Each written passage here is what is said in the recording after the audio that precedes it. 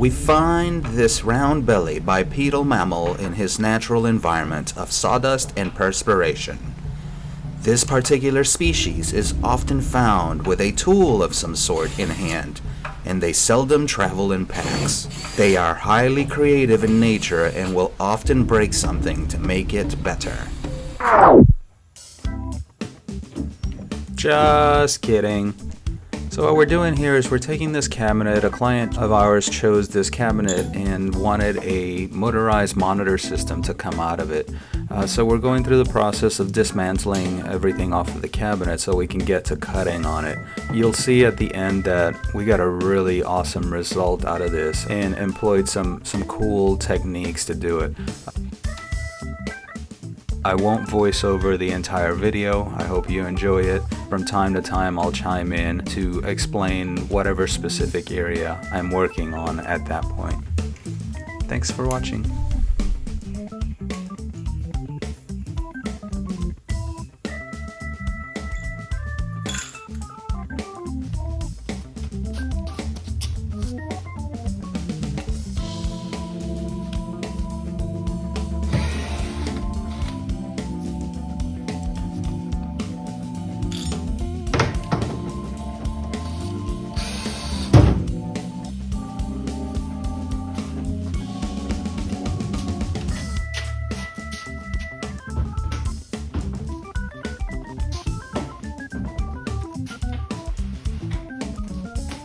So we sourced the lift from Future Automation. They're a partner of ours, and this particular lift is intended to make a TV rise out of a cabinet.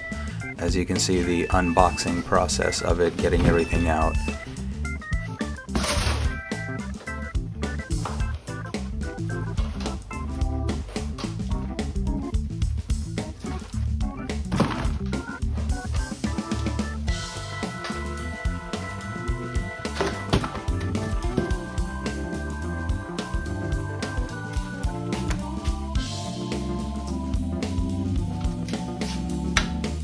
After some basic measurements, I knew that the unit would fit, but this is the first time we're actually putting it in the cabinet and making sure that it'll fit.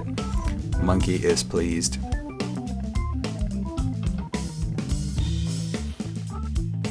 We all know how important it is to read the instructions, but I am a man after all, so I'm genetically predispositioned to ignore them.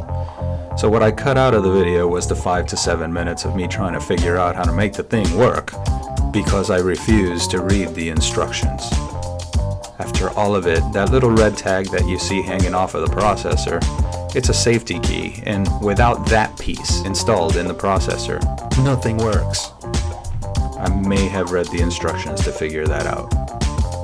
Anyway, here I am testing the unit and making sure that it lifts all the way up, and obviously second here, making sure that it all comes back down as I need it to. Happy monkey. I lost my footage of the process of creating this template, but it's fairly simple. We put the monitor on top of that brown board that you see, and we basically just drew the outline of the monitor. Then I used some strips of MDF and I bent them to that shape that I had drawn. What you see here now is a table mounted router, and I am cutting out the inside of that template that I created to have a template where the monitor itself will be able to pass through the board. I'd like to spend a few seconds talking about router safety. What you see on the screen right now and the way that I'm working around this machine makes it seem like I have no regard for safety with it. I will tell you that I've been working with routers for about 35 years now, and I've grown to know them and to expect the way that they're going to behave. And still today they surprise me from time to time. Be aware that what you're working with is a machine that spins a razor blade at anywhere from 9,000 to 22,000 RPM. The unit is vicious, and if it were to get a hold of your, a body part, your finger or your hand, I have spent time taking apprentices to hospitals because of machines like this, because they really don't respect the machine. So I will say that you never want to fear a machine like this, but you certainly want to respect it in the way that it operates. I'm thinking of doing a video where I just share more information about routers themselves. I could go through and show all the different routers that I have and the ways that I use them for different things. Look for that coming up.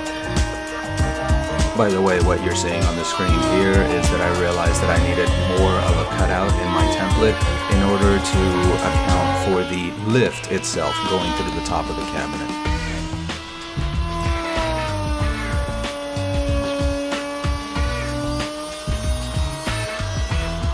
Alright, it's time to test the template. You can see that we built a mock-up cabinet on top of my table saw and assembled everything in a way where we can test whether the monitor fits through the cutout that we've made on that template.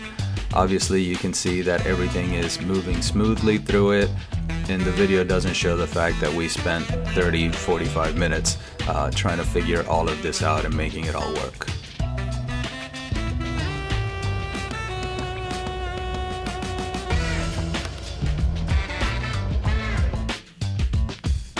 Part of that loss of footage from one of the cameras that failed on me was what got us to the step that you're seeing now.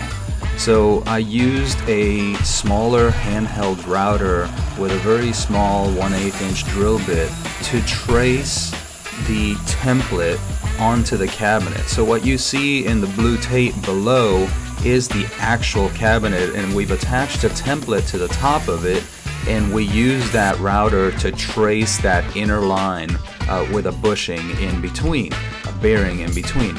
So you can imagine that it was incredibly nerve-wracking to go around this entire thing because I didn't want to take a chance on damaging the cabinet.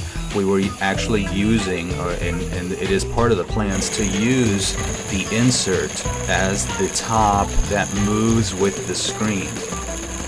Now this brings us to the present time, where you can see that I'm using a jigsaw to finish out that cut to make it all the way through the cabinet, because the small router and the small drill bit that I had was actually limited to the depth that I could get. I couldn't make it all the way through the cabinet.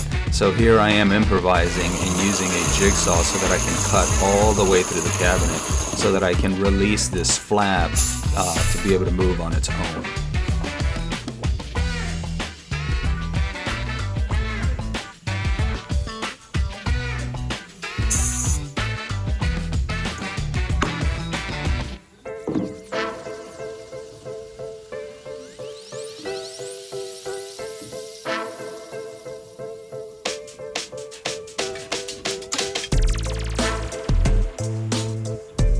So I finally got the flap out to reveal this awesome looking jigsaw cut edge all the way around the perimeter of the template. So as you can see, we're going to use another router with a flush trim bit and a top mounted bearing in order to fix this edge. And it's pretty easy to just go through and run the bearing on the good edge, and the blade will do all the cutting for you and take out everything that is unwanted at the bottom.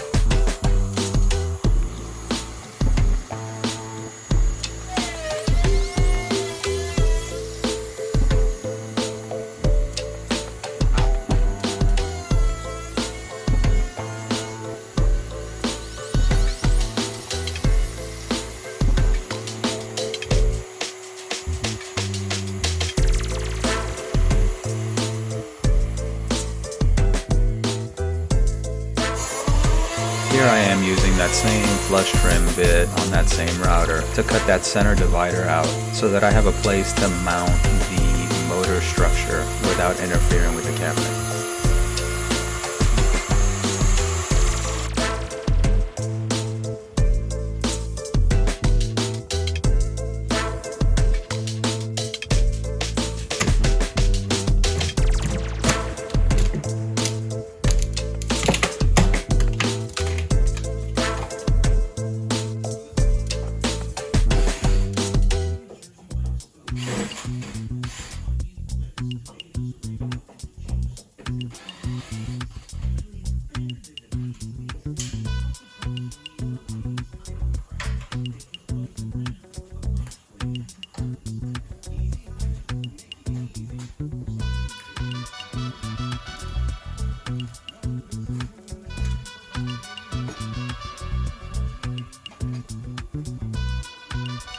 We've reached the time in the project for micro adjustments. Here I'm playing back and forth with this unit, just moving the motor structure and the slide and just getting everything aligned. As you can see, it's just a tedious process because we have literally millimeters to work with between where the screen is coming out and the opening that is in the top of the cabinet.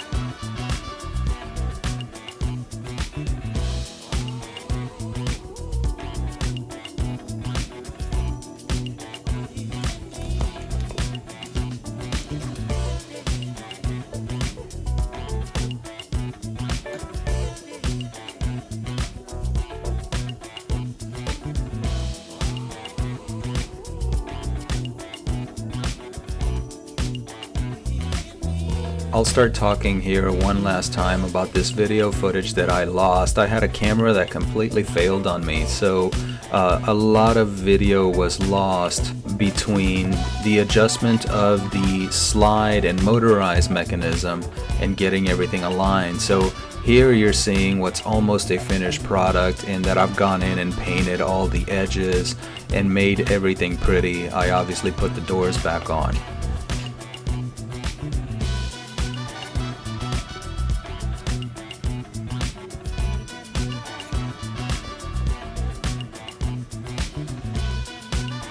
We finally delivered the unit into the client's home. You can see that the cabinet is now installed in a home office, and it turned out to be a beautiful project. It was so awesome to be a part of this and be able to build this for the client.